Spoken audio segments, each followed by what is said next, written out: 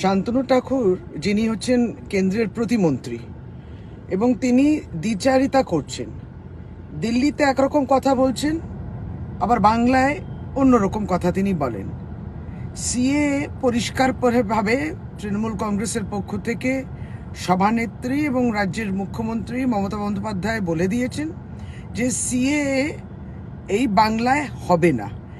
এইটা যারা বলছেন লোকসভার নির্বাচনের আগে প্রতিশ্রুতি দিচ্ছেন, তারপরে এর আইনটা তারা প্রণয়ন করেছেন কিন্তু সেইটাকে আরম্ভ করতে পারছেন না, কারণ গাইডলাইন্সই ঠিক নেই। এইগুলো কোথাও না কোথাও মানুষের সঙ্গে প্রতারণা করছে। মুখ্যমন্ত্রী পরিষ্কার বলে দিয়েছেন মমতা বন্দ্যোপাধ্যায় সিএ হবে না, এবং তিনি পরিষ্কারভাবে বলে দিয়েছেন যে আপনারা পশ্চিমবাংলায় যারা বসবাস করছেন, রেশন পাচ্ছেন, সমস্ত রকম সরকারি প্রকল্পর সঙ্গে তারা যুক্ত